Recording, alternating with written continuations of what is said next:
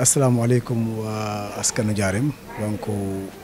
tey mu nekkoon suñu 36e sortie boo xam ni 37e sortie boo xam ni waa association ànd taxawu askanu Njaareem ñoo fi ñëwoon tey doon def ay aide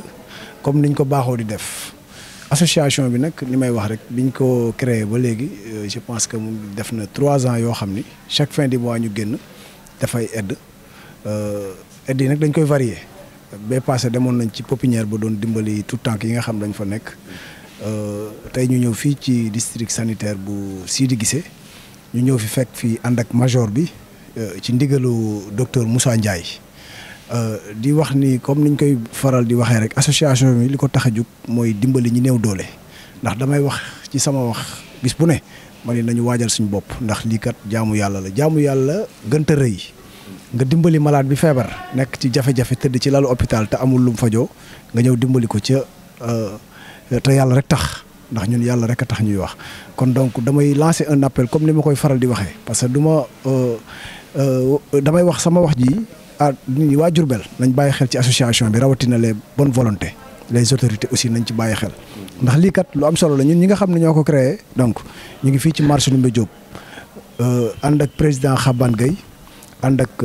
doyen Modou Gueye ñu gën ko xam ci Sanebe man Cheikh Kagne Boub ma nekk fii ci marché bi ak Omar Dieng mi nga xam ni nekk garage taxi donc ñu ñëwoon fi tey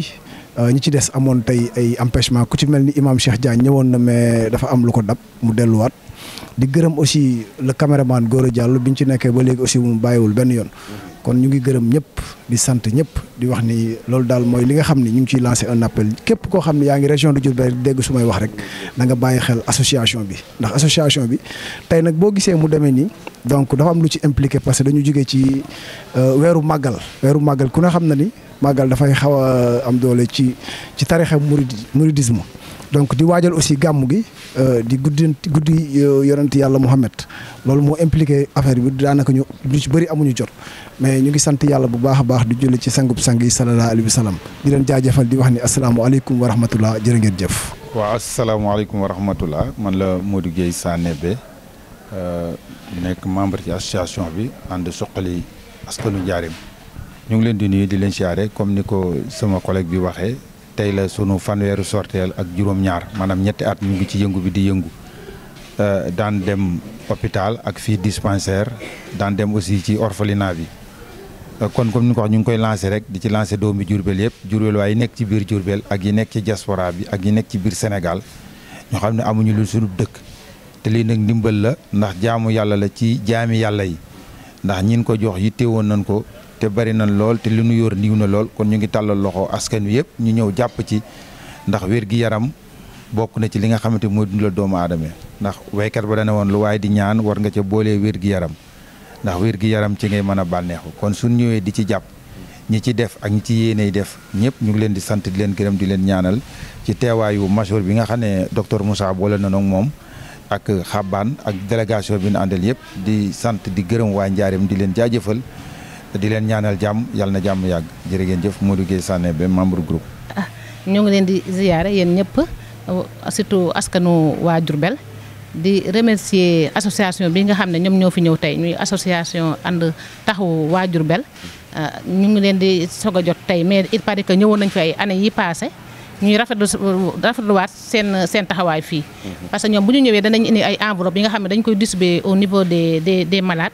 mooy malade yi nga xamante ne ay nécessité lañ aussi dañu choisir ñi nga xamante ne xañ na ay cas sociaux lañ ñu ñëw jàppale leen ci seen médicament yi nga xam ne ñoom la ñu war a jënd ci seen prescription yi parce que xam nañ ne fii malade bu fi hospitalisé xañ na dana am lu ñu la jàppale mais dana am yi nga xamante ne yow yaa ko jënd sa bopp léegi ñoom bu ñu ñëwee vraiment bu ñu ñëwee enveloppe yow leen di distribuer ñoom ñu dem mun ci demaat jënaat seen complété seen ordonnance yi nga xam ne xañ na besoin la woon ci ñoom te vraiment mu nekk li nga xam ne dañ koy rafetlu nag dañ koy rafetlu bu baax vraiment ndaxte ñun waa Bawol Diourbel lañ mais rafetlu bu baax li nga xamante ne moom la association bi di def dëgg la suñu médecin chef Moussa Ndiaye mu ngi ci bokk ñoom léegi lañ ma ko wax di ci participer ci cotisation yi mais ñu ngi ñaan ñëpp ñi nga xam ne dëkk duñu Diourbel aussi te mun ci jàpp ñu ñëw jàpp ci parce que ñun ñu ngi fiy fekk ñun xam nañ ne lu am njëriñ la vraiment ñu leen di ñaanaat yàlla taxawu leen ñoom itam bu baax taxawu association bi mu gën a jëm kanam ba nga xam ne waxuñ ma sax dinañ jàppale ay malade mais ñu jàppale ñeneen ñi nga xam ne ay besoin lañ ay nécessité lañ vraiment ñu ngi leen di remercier di leen ñaanal yàlla barke liggéey bi yokk association bu mu gën a jëm ci kanam waaw lii ci turu MCA laa koy wax parce que moo fi waroon taxaw tey mais dafa am atelier moo kon maa ngi koy wax ci turu ñi fi nekk ñëpp ci centre de santé bi di leen remercier waat une fois de plus pour wan ne li ngeen di def ñun ñu ngi koy gis merci beaucoup. ñoo ngi leen di santaat bu baax man la Xabane Gueye nag jiite association ànd taxaw askanu Njaareem ñëpp a xam ni jamono ji xat na surtout weer wi nga xam ni moom la nekk nga xam dafa tombé màggal gi gàmm gi ñu bëri màggal si démb laa jóge voyage waaye comme que association bi daa am nu muy doxee ban commencé ba léegi ni chaque fin du mois lu fi munti daje rek dañ koy yóbbu jëm ci malade yi ndax malade du luy xaar kon du am loo xam ne luy téye la chaque fin du mois lu fi munti jën dajale rek waa diaspora bi ak waa Njaareem dañ koy yóbbu ci malade yi ndax malade du xaar moo tax ma ne naa jug rek ñu dem daal di jébbal li nga xam nii mooy li association bi dajale tey jii mu tombeek ci 37e sortie tombeek le 19 septembre 2023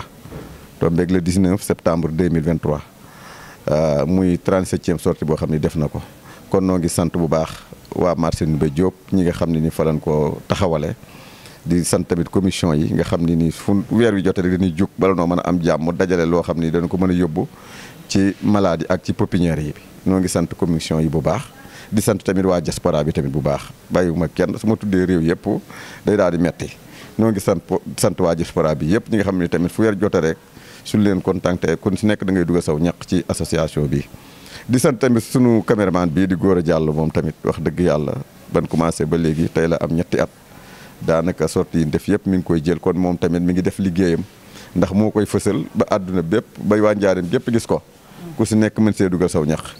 waaw kon noo ngi koy sant bu baax suñu caméraman bii di Gora di sant ñëpp rek di gërëm ñëpp ndax danoo fan yi yëpp danoo toogul xaw a sonn xam naa dañuy yamale kàddu yu foofu rek di bàyyiwuñu kenn daal di sant tamit waa dispensaire bi Moussa Ndiaye tamit fekkuñu ko fi moom ci membre la ci yëf yi nga xam ne ni mooy chef bi nekk si dispensaire bi donc ngeen nuyul nu ko xamal ni ko tamit social bi ñëwaat nañ fii jàppale maladie kon foofu la ñuy yemale kàddu yi rek xam naa ni di wax asalaamaaleykum wa rahmatullahi taala wa barakaatu.